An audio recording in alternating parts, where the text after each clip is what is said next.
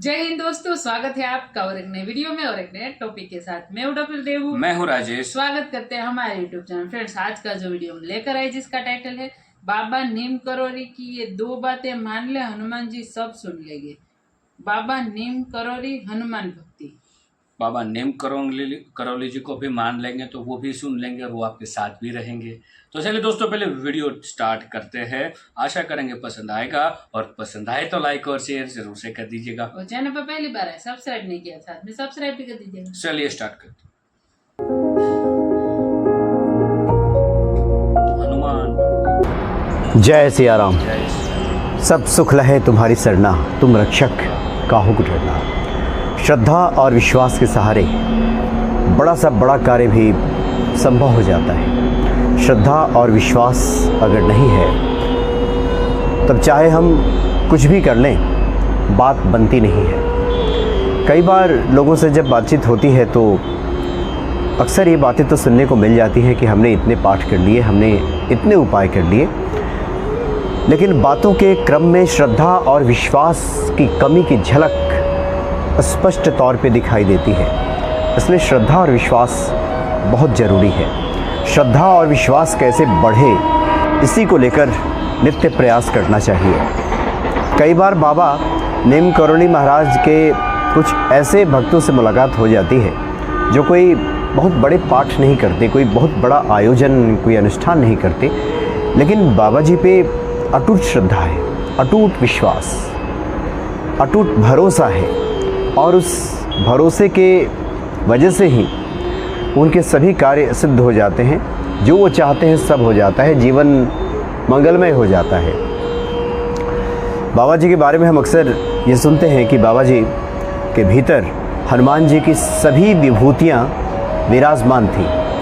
जो अष्ट सिद्धियाँ और 9 निधियाँ हैं जो हनुमान जी अपने भक्तों को प्रदान करते हैं, वो सब बाबा जी के भीतर मौजूद थी, विराजमान थी और समय समय पे इसका दर्शन भी होते रहता था।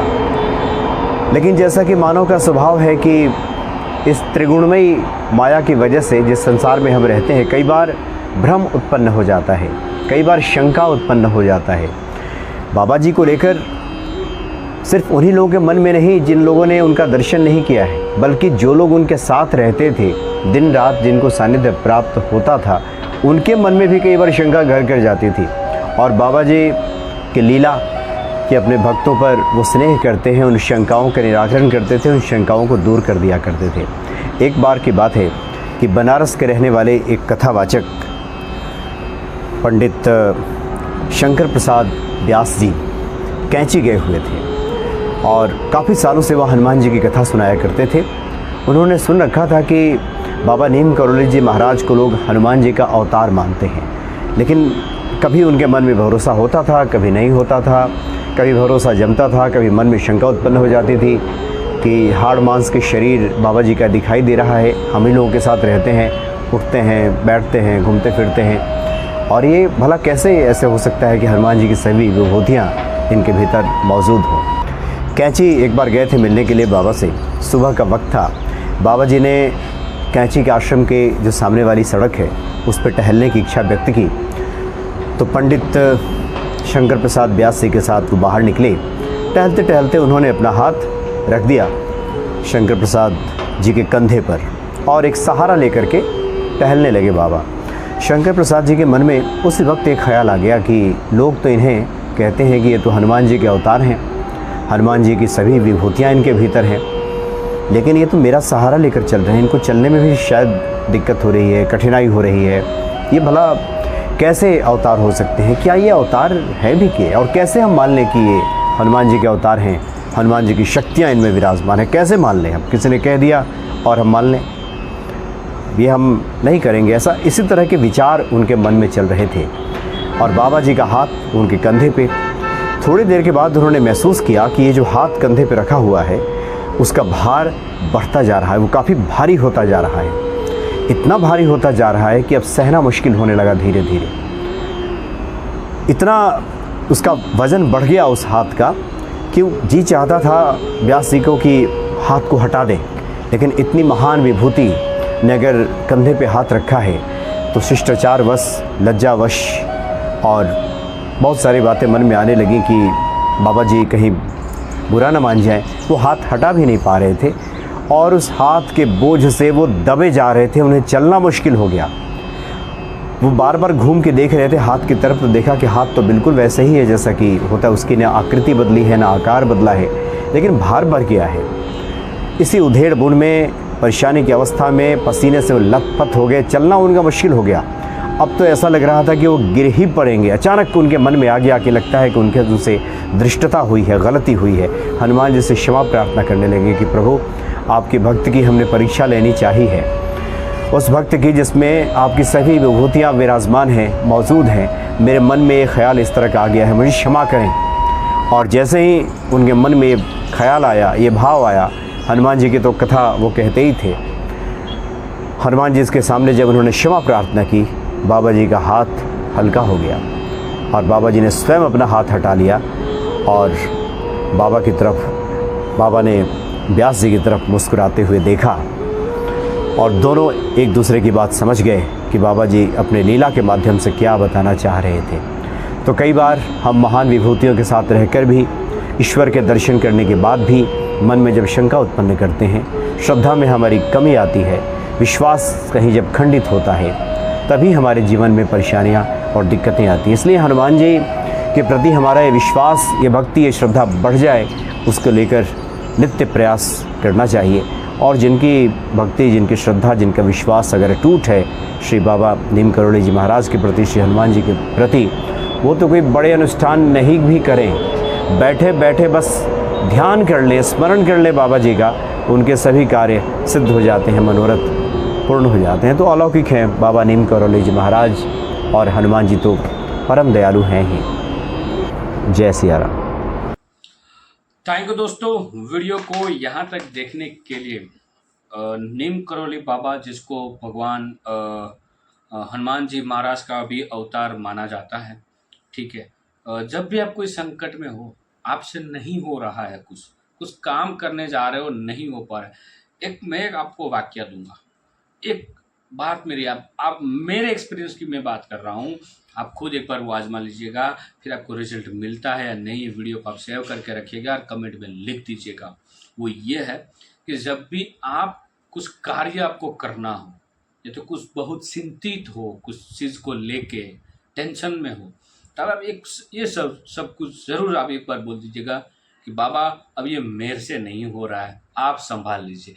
इतना वाक्य बोल दीजिएगा और आपको 1 महीना के अंदर भीतर, ये महीना भी बहुत लंबा टाइम हो गया, आपको उसका रिजल्ट मिल जाएगा। खुद बाबा खुद आएंगे। वो कैसे आएंगे, किस तरह से आएंगे, कौन से रूप में आएंगे, वो आपको पता नहीं चलेगा, लेकिन आने के बाद जब वो चले जाएंगे आपका काम करके भी, फिर भी वो आपको जवाब देंगे कि वो आए थे और कैसे आए थे। ये भी रिजल्ट मिल जाएगा आपको। ऐसा नहीं है कि वो आए थे, आपका काम करके चले गए, आपको कोई रिजल्ट नहीं मिला, आपको वो भी रिजल्ट आपको खुद को बोलेंगे, हो गया बेटा तेरा काम, अब खुश है ना, ऐसे कुछ ना कुछ आंसर मिल जाएगा आपको। और ये मेरी गारंटी दे रहा हूँ भाई, ऐसे कई सारे भक्त हैं। मैं ऐसा, आप ऐसा मत समझ लीजिएगा। मैं देखो भाई, श्रद्धा और विश्वास, इस वीडियो में भी वही बात हुई थी, ये होना बहुत ज़रूरी है। वो हर एक चीज़ में, भले ऐसा नहीं है कि आप बाबा नीम करोली की मैं बात कर रहा हूँ, आप हनुमान जी महाराज को मानते हो, आप भगवान श्री राम को मानते हो, या कोई भी आपकी कुल देवी को मानते हो, या देवता को मानते हो, या आपके पूर्वजों को, जिसको भी मानते हो, ठीक है, आप उसको ये कॉल दे दीजिएगा कि अब मेरे से नहीं हो रहा है, आप संभाल लीजिए, वो भी आपको करके। बट ये श्रद्धा एंड विश्वास होना चाहिए। डॉक्टर भी कई बात हमें कहते हैं कि भाई, जहाँ तक मेरे हाथ में है, हाँ, वो मैं कर दूंगा, बाकी सब भगवान क्या है, ठीक है। तो ये होता है, लेकिन विश्वास होना, श्रद्धा होना बहुत जरूरी। आपको इसमें ऐसा, बाबा नीम करोली जी कभी भी ऐसा नहीं कहते कि आप मेरे लिए उपवास करो, कोई वार त्योहार जो है वो रहो, ठीक है, फिर कुछ प्रसाद मतलब लाओ, दान करो, ये कुछ नहीं कहते। ऐसा कुछ भी उसको नहीं चाहिए, कभी भी नहीं। बट जो श्रद्धा है और जो विश्वास है वही चाहिए। और उसकी एक ही रिक्वेस्ट है, सीताराम या तो हनुमान जी महाराज का बस नाम लेते हो, बस ये वही चाहते हैं और कुछ नहीं। उसको कभी भी प्रसाद की भी ज़रूरत नहीं है। आप प्रसाद उसके मंदिर, जहाँ बाबा नीम करोली जी का मंदिर जो है कैंसी उत्तराखंड में आया हुआ है, वहाँ पे आप जाओगे ना तो आपको कहीं भी प्रसाद लेने की जाने की ज़रूरत नहीं है। वहाँ पे धूप दिए भी करने की ज़रूरत नहीं है। उसके प्रसाद वही है कंबल जो वो ओढ़ते थे। अब कंबल लेके जाए, उसके चरणों में रखे, फिर आप आपके घर लाए, उसके हर दिन आशीर्वाद लेते रहे। ऐसा कुछ नहीं कि आप वहाँ पे भर भर के प्रसाद। उसका कहना है कि भाई आप जो कमाते हो वो उनमें से कुछ परसेंटेज धार्मिक कार्यों के लिए उस पैसों का यूज करो, बाकी उसकी बचत करो। ये वो कहते थे। ये सही बात है और ये होना भी चाहिए भाई। कुछ परसेंटेज धार्मिक कामों के लिए, कुछ परसेंटेज किसी की हेल्प करने के लिए, जैसे कि किसी की अस्पताल में ज़रूरत हो या गरीब को किसी को ज़रूरत हो तो आप किसी को हेल्प कर। ये भी बाबा नीम करोली के और बहुत सारे ऐसे वाक्य जो है वो एक वीडियो के माध्यम से कहना बहुत मुश्किल हो जाएगा। कई सारे वीडियो यूट्यूब में है, आप जाके ज़रूर देखिएगा। बाकी आप बाबा नीम करोली जी के भक्त है या तो ये वीडियो देखने के बाद आपको कुछ एहसास हुआ है तो कमेंट में सीताराम ज़रूर लिख दीजिएगा और साथ में चैनल को सब्सक्राइब जरूर कर दीजिएगा। फिलहाल आपसे विदाई ले रहे हैं, मिलेंगे और एक नई वीडियो में आपके साथ। टिल देन, जय हिंद, जय भारत।